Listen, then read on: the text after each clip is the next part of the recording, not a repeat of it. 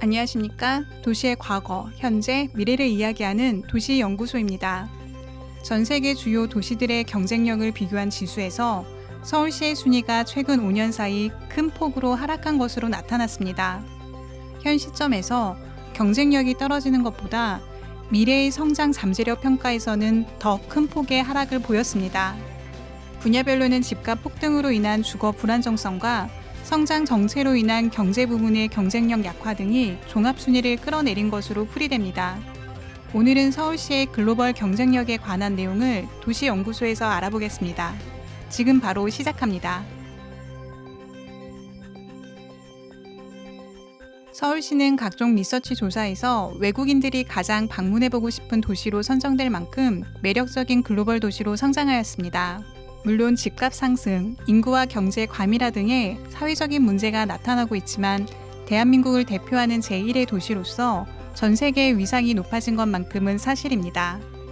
서울시의 인구는 1942년 처음으로 100만 명을 넘어섰습니다. 성곽을 허물고 간선도로를 따라 시가지가 확정되어 나갔으며 해방 이후에도 급속한 도시화 과정을 거치면서 1960년대에는 400만 명의 인구를 기록하였습니다. 1974년에는 지하철 1호선을 개통하였고 강북 지역의 도심 기능을 분산시키기 위해 강남의 개발이 이루어졌습니다. 오랜 기간 복잡한 형태로 발전해온 서울이 현대적 신시가지로 바뀌는 순간이었습니다.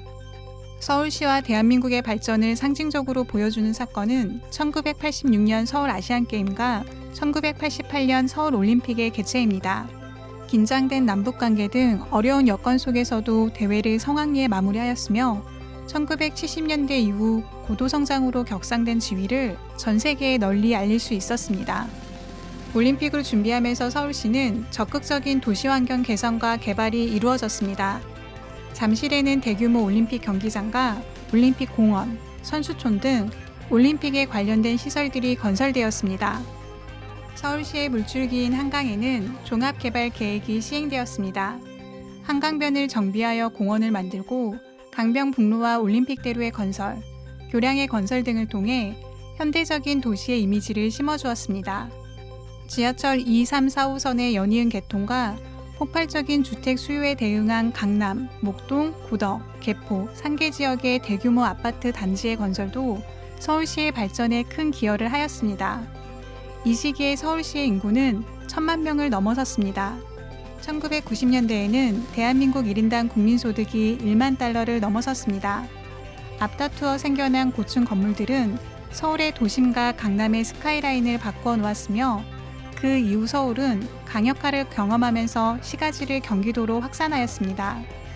분당, 일산, 평촌, 삼본, 중동의 5개의 신도시가 생겨났으며 2기 신도시, 3기 신도시의 개발로 현재도 끊임없는 확장을 하고 있습니다.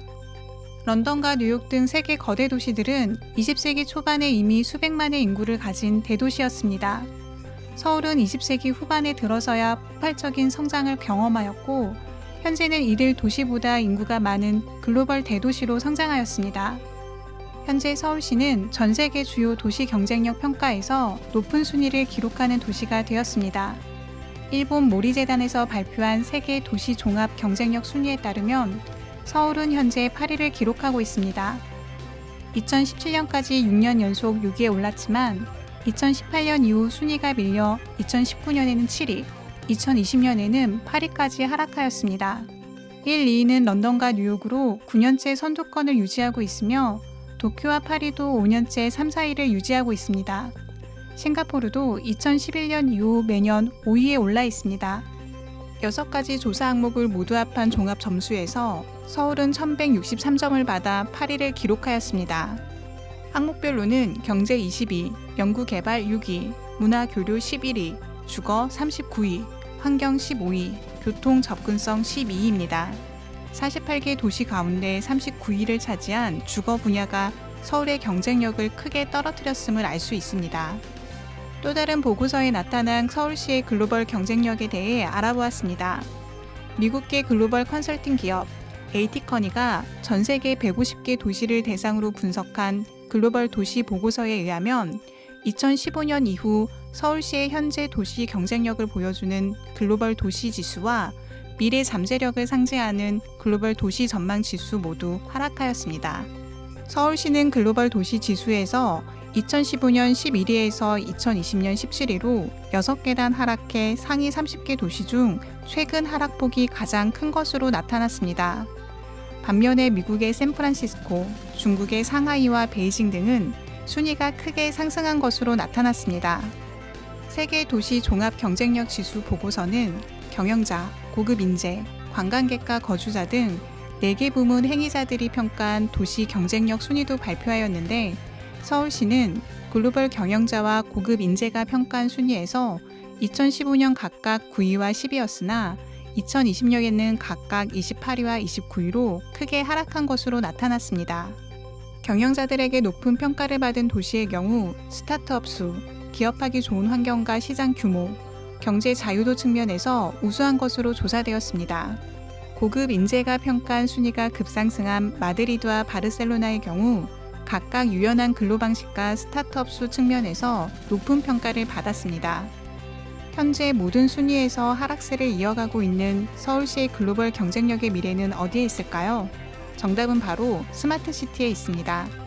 스마트시티는 도시와 디지털 기술을 통해 자원의 효율성과 생산성을 끌어올려 삶의 질을 개선하는 도시를 의미합니다.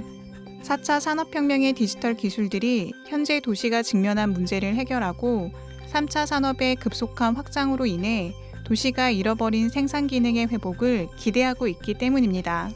현재 서울시의 글로벌 스마트시티 경쟁력은 2022년 스마트시티 인덱스 보고서에 따르면 서울은 종합점수 97점을 받아 전 세계 주요 도시 중 1위를 차지하였습니다.